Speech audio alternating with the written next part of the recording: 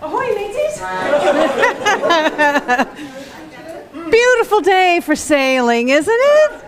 Yeah, I'm glad you could all come aboard. Here we are. Yeah, so when I first got this idea that I wanted to use a sailing analogy to illustrate the concept of anchoring in spirit, I realized I know nothing about sailing. Nothing. I know nothing about boating. But I have been on many boats. I've been on pontoon boats, catamarans, canoes, kayaks, cruise boats. I kind of sound like Bubba from Forrest Gump. I've been on fishing boats. I've been on diving boats. I've been on cruise liners. Been on them all, but I don't know how they work. But I do know somebody who does, and that's my brother-in-law, Bill. And so I knew I had to talk to him. Now, he is not only an experienced sailor, but he has actually sailed by himself in a 25-foot sailboat, no motor, across the Atlantic. All the way from the coast of England, all the way across alone on a sailboat to St. Lucia. He ended up in St. Lucia. And so he knows a thing or two about sailing, I think. So I called him up and we had a conversation. And he said that actually the anchor is one of the most important pieces of equipment that he has. And in fact, he likes to have a very large, oversized anchor and solid chain. It doesn't mess around with the rope stuff. It's like solid, heavy stuff. In fact, so much so, he says that, his fellow sailors are like, check this guy out, But he says, it has served me well. It has served me well. So imagine with me, if you would, that you're on a beautiful sailboat off the coast of North Carolina, and it is a gorgeous day like today. You can close your eyes if you want. Just sort of feel that gentle breeze caressing your skin, not a cloud in the sky. You're just sort of drifting along with the waves, free, untethered, just allowing that gentle current to kind of rock you along. When the breeze is easy and everything's calm, life is good. Now imagine that the wind is beginning to pick up and the waves are getting a little bit rocky. And in fact, the waves are getting a little bit bigger, and you notice in the distance this huge bank of storm cloud, and it is coming your way. And the waves are getting so much bigger that you can barely hang on. You feel like you're going to capsize. You notice that you're being pulled out to sea, and you wish to God you knew how to sail, or that you had that ginormous anchor that you could throw down so it would keep you still and safe and secure. Okay. Sorry, I got a little carried away there. Living our lives without being anchored in solid spiritual foundation is like drifting along with the currents. When everything is calm and people are nice to us, it's easy, right? Living is easy. We don't really feel a need to, practice our spiritual principles. There's no urgent need to really grow spiritually. When life is when everything's going our way and everything's calm, it's good. Yeah, life is good. But how often is that the case? Usually, we have some challenges. Every now and then, sometimes daily. Like Reverend Rosemary said a couple of weeks ago, there's something new every day. There's something new every day. And frankly, if we're not experiencing challenges, then we're not living life large enough. We're playing it too safe, right? It's time to get out in those waters of life. Not that life should be full of strife. Absolutely not. The infinite spirit desires for us to live a joy-filled, love-filled, peaceful life. but the challenges are there to really, as impetus to help us grow, to help us kind of get to the next level, right? So the challenges come in, and they take a variety of different forms, whether that's, rejection, or somebody says something to us that just gets our goat. Or someone betrays us, or our kids get into trouble, or things don't turn out as we had planned. Or worse, we get a scary diagnosis. Or our company closes and we're let go. Or we lose someone close to us.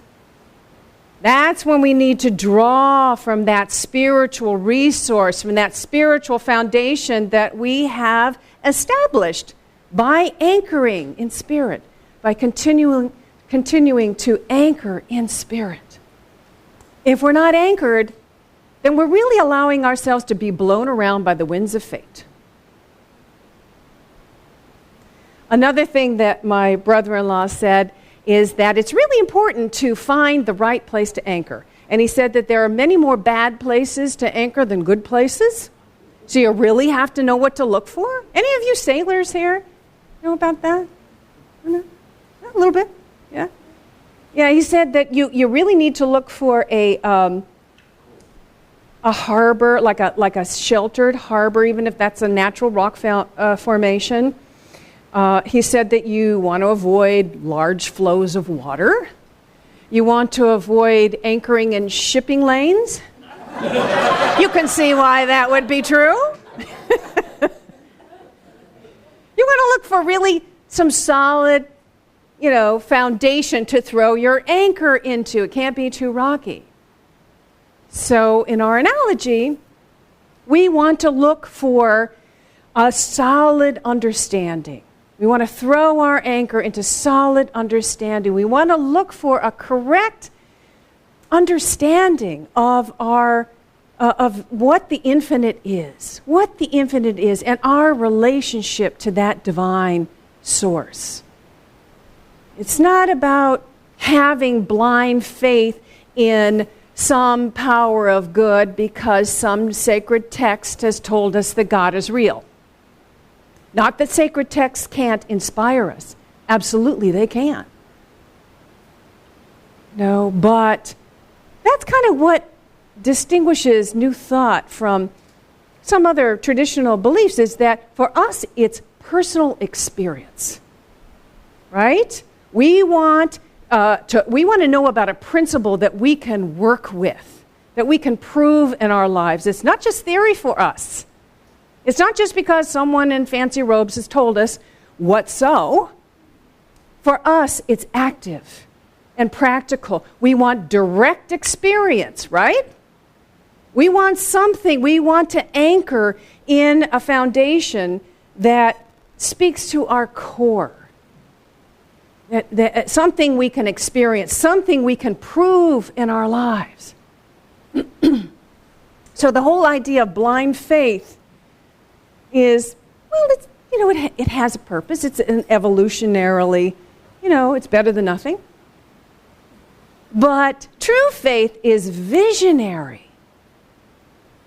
Visionary, it sees the spiritual reality behind the temporary experience, the temporary illusion. It sees the wholeness behind the temporary experience of illness.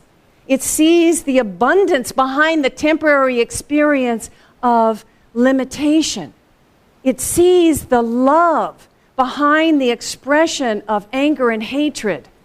It sees the peace behind the chaos. And it lays hold of that spiritual substance, that spiritual reality. It's what the author of Hebrews put it perfectly. Faith is the substance of things hoped for, the evidence of things not seen. The substance of things hoped for, the evidence of things not seen. And it goes on to say that What is seen is made from things that are not visible. What is seen, made from things that are not visible. And you know, the ancient Vedas say the same thing.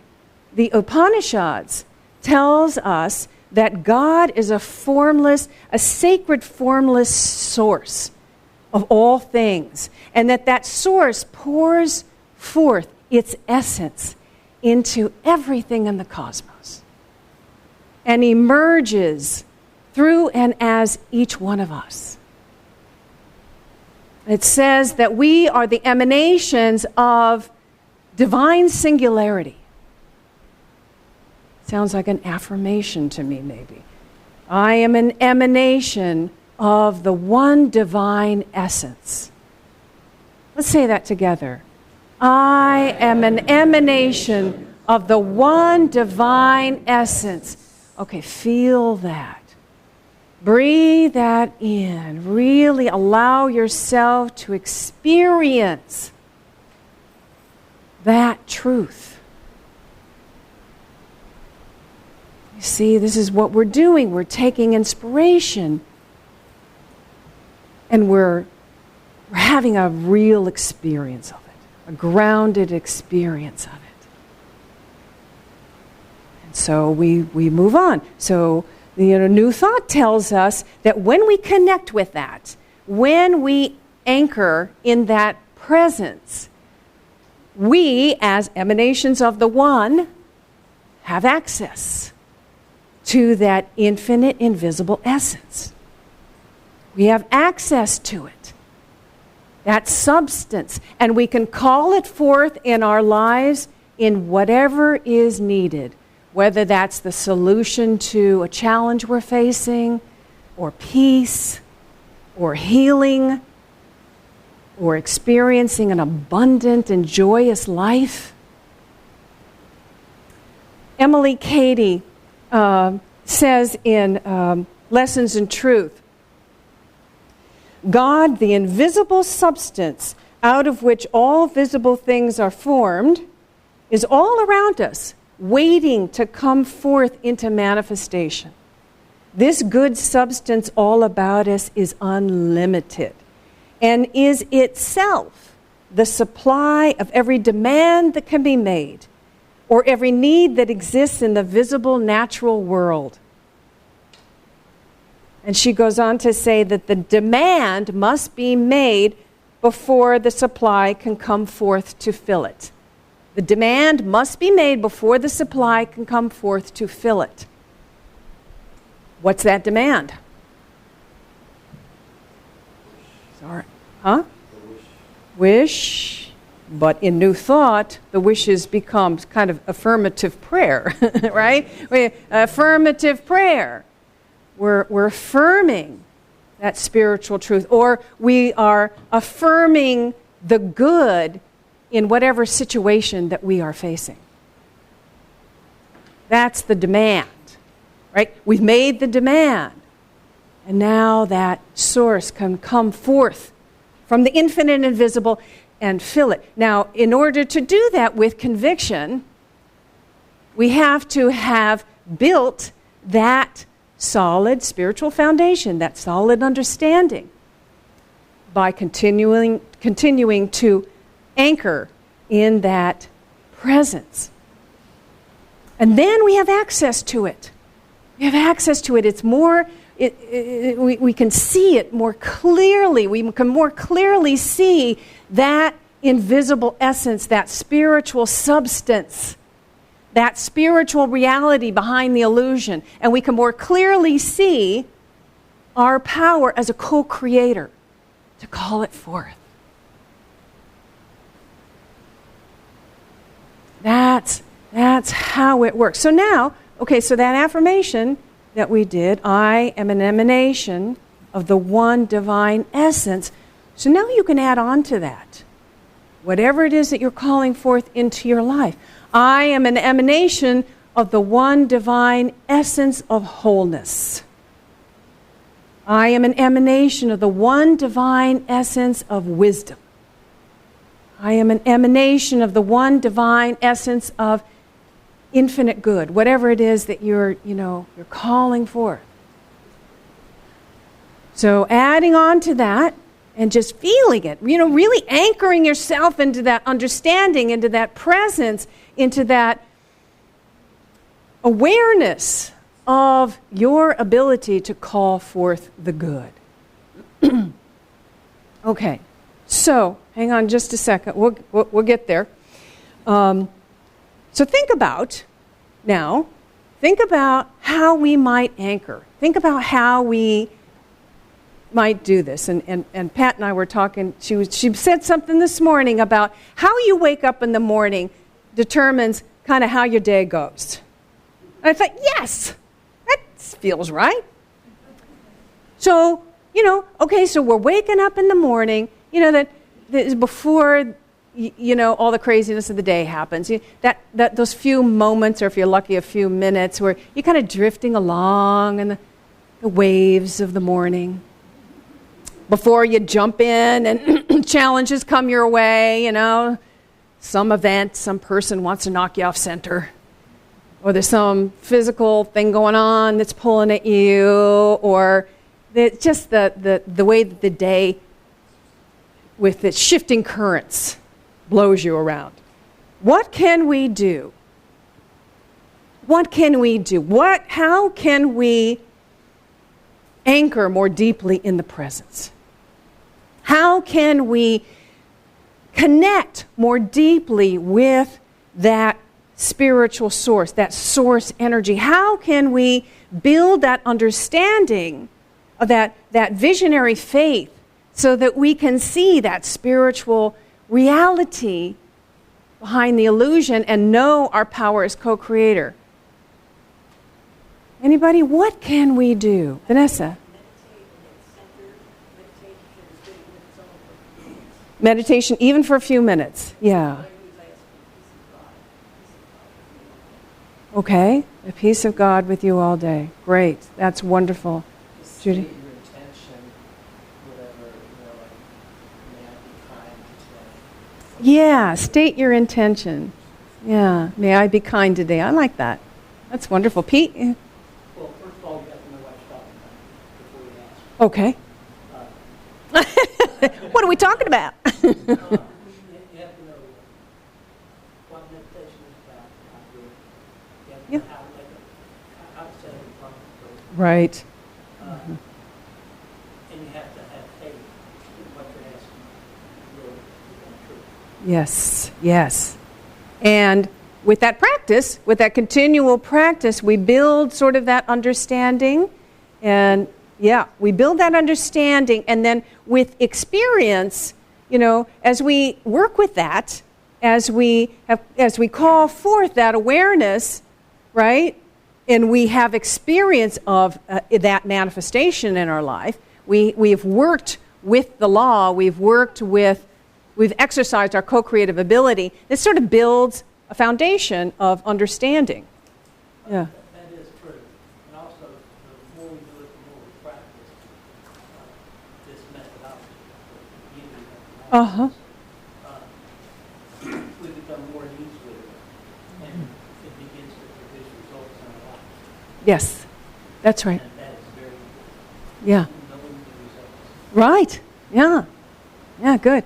Kathleen. Well, I think it was you who did this Sunday, we talked about this morning, I would say, what I have found very powerful for me is, as opposed to saying, I am the emanation of divine love, Mm-hmm. I am divine love, I am. Yeah. Yeah. That leads to that day. Yes. Yes. As if I live on time. Beautiful. Yes. Lorraine, you have. One simple thing that is involved along for me is focusing on anything you're grateful for Yes. and begin to resonate to love. Just feel soothing love. Yes. Yeah. That sort of sets the whole tone for the day, doesn't it?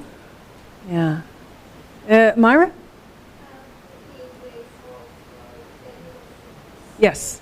Gratitude. Yeah. We all know what a difference. Debbie?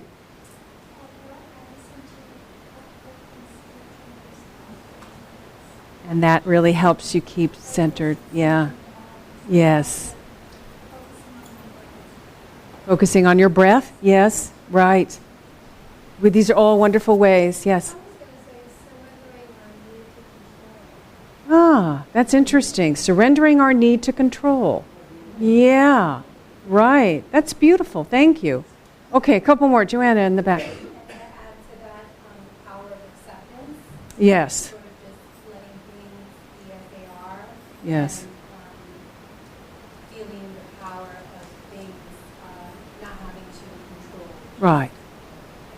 Just knowing that everything is working out together. Everything is working together for my good is another really wonderful way of affirming that. And that just, I know for me, it just relaxes, even though it doesn't look so perfect. That's true. The acceptance and the realization that it's kind of all held in the arms of the divine helps us to relax. Okay. Anybody else? One more.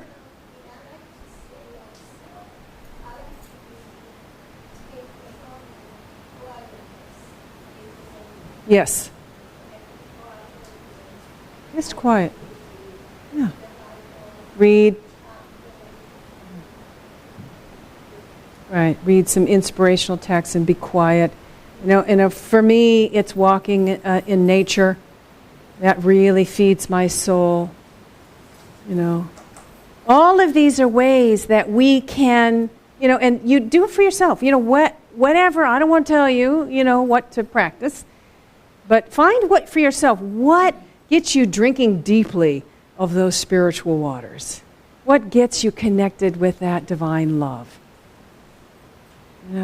And just a continual, as we do this, before the day gets underway, before we're carried along with the currents of life, if we can carve out a little time to do something that speaks to us, then when those challenges come, we're centered in our truth. We're not knocked off our truth. We're not carried off to sea. We're centered in our spiritual truth. Now, that does not matter. That doesn't mean that we don't have a moment of fear, or sometimes more than a moment. It doesn't mean that we don't get angry or frustrated. As long as we are in this human incarnation, we're experiencing human emotions, we will experience that. Even the Dalai Lama gets angry. The difference is, now, right? He said so in the book. The book that we read earlier. He said, the difference for him and the difference for us is when we do this, when we anchor solidly in the presence, that those moments go quickly and we return back to center more quickly. Either that or we use that energy. He also talks about this too. You use that anger if you use it in a constructive way to make a positive change in yourself or in the world. That, just channeling the energy differently. So the most important thing we're talking about is spiritual understanding. Opening to building a foundation of spiritual understanding, right? And working it. That is, with all thy getting, get understanding. It's key. Without it, we can say affirmations, but they won't be effective because there's no consciousness behind it. We can meditate on our breath, and that might help to relax us, but it doesn't really take us to a deep place of oneness. We can walk in nature silently, but if our mind is consumed with all the problems in our lives, we're not going to be feeling much peace, and we're not opening to the solution. We're not opening to allow a solution in. So it's really about understanding.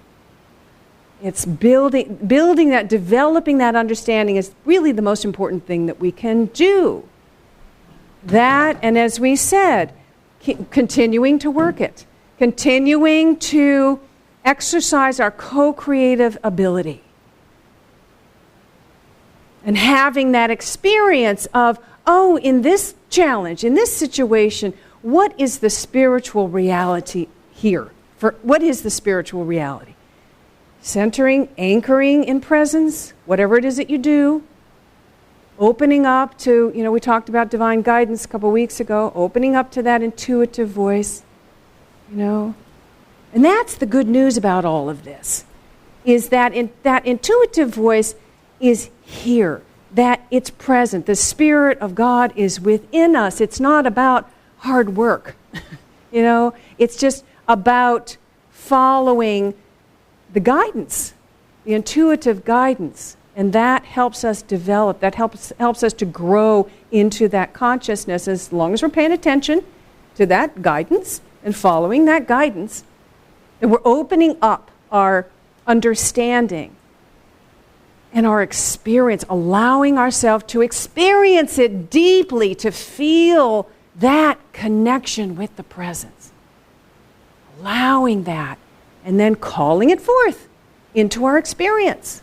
What is that spiritual quality that I want to call forth into my life, that I can see beyond the current temporary condition, the current temporary, limited experience? There is a spiritual reality there. Let me open to it, recognize it, call it forth, and anchor in it. Okay, one more time, let's say that affirmation together. I am an emanation of the one divine, what did I say? Essence, yeah. Thank you. You got it. I do too, all right? Together. I am an emanation of the one divine essence. And so you are. So we are. So it is. Namaste.